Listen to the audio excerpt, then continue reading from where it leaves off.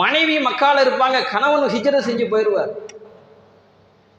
பின்பு கொஞ்சம் நாள் கழித்து மனைவி என்ன செய்வாங்க, மக்காவிலிருந்து ஹிஜ்ரத் செஞ்சு போவாங்க.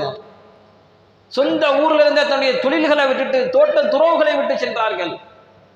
இப்படியெல்லாம் தியாகம் செய்ததுக்கு பிறகுதான் இஸ்லாம் நம்முடைய கையிலே வந்திருக்கிறது.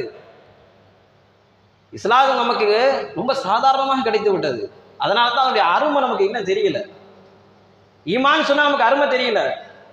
இஸ்லாம் நம்முடைய கையில ரொம்ப அல்லாஹ் ஜல்ல ஷானஹு எளிமையான முறையில் கையில கொடுத்துட்டான். சஹாபாக்கள் ஒரு நேரத்தில் மக்கமா நகரில் இஸ்லாத்தை ஏற்றுக்கொண்டு தொழ முடியவில்லை, ஒளிந்து தொழுதார்கள். அல்லாஹ் ஜல்ல ஷானஹு அப்படி ஒரு சூழ்நிலை இன்று நமக்கு வைத்திருக்கிறானா? பள்ளிவாசல் கடல் போல் இருக்கிறது, எங்கு வேண்டாலும் தொழுது கொள்ளலாம், ஆனால் தொழுகைக்கு வர முடியாது.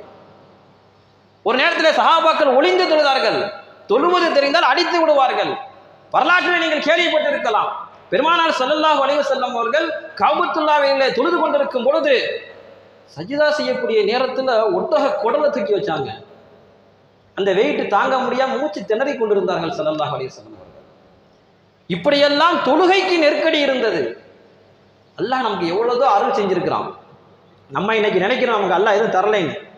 நிறைய அருள்கொடைகளை அனுபவித்துக் கொண்டிருக்கிறோம். அந்த அருள்கொடைக்கு நன்றி மறந்தவர்களாக இருந்து கொண்டிருக்கிறோம் என்பதுதான் வேதனை. பெருமானார் ஸல்லல்லாஹு அலைஹி வஸல்லம் அவர்களும் சஹாபாக்களும் இந்த தீனுக்காக வேண்டி தியாகம் செய்தார்கள். இப்ராஹிம் நபி நம்ரூதுடைய நெருப்பு குண்டத்திலே தூக்கி எறியப்படும் பொழுது ஈமானுடைய சோதனையை அடைந்தார்கள். ஈமானுடைய சோதனை, அதை விட மிகப்பெரிய சோதனை தான் பெருமானார் ஸல்லல்லாஹு அலைஹி வஸல்லம் அவர்கள் அடைந்தார்கள். இப்ராஹிம் அலைஹிஸ்ஸலாம் அவர்கள் தன்னுடைய குடும்பத்தை என்ன செய்தார்கள், மக்காவிலே அந்த பாலைவனத்திலே விட்டு சென்றார்கள். சஹாபா பெருமக்களும் ஸல்லல்லாஹு அலைஹி வஸல்லம் அவர்களும் தன்னுடைய குடும்பத்தை மக்காவிலே விட்டுவிட்டு தன்னந்தனியாக அவர்கள் ஹிஜ்ரத் செய்தார்கள். சில நபர்கள் குடும்பத்தோடு ஹிஜ்ரத் செய்தார்கள். மக்காவாசிகள் விடல.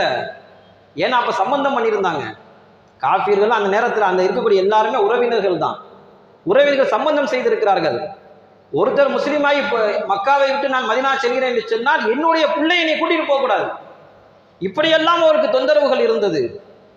நிறைய கஷ்டத்தை சமாளித்துக் கொண்டு ஹிஜ்ரத் செய்தார்கள் சஹாபா பெருமக்கள். அந்த ஹிஜ்ரத்தின் மூலமாகத்தான் உலகத்தில் நாலாபுறத்திலும் சொல்லப்போனால் எல்லா பகுதிக்கும் இஸ்லாம் என்ன செய்து வளர்ந்து ஓங்கியது. இன்றளவு நம்ம பகுதியில் நம்ம இஸ்லாமியனாக இருக்கிறோம் என்று சொன்னால் அதற்கு ஒரு காரணம் ஹிஜ்ரத்தும் தான், மிகப்பெரிய காரணம். அதனால்தான் ஹஜ்ரத் உமர் ரலியல்லாஹு தஆலா அன்ஹு அவர்கள் இஸ்லாமிய ஆண்டின் துவக்கம் என்று வரும் பொழுது ஸல்லல்லாஹு அலைஹி வஸல்லம் பிறப்பை விட, ஸல்லல்லாஹு அலைஹி வஸல்லம் இறப்பை விட, ஸல்லல்லாஹு அலைஹி வஸல்லம் நுபுவத்தை விட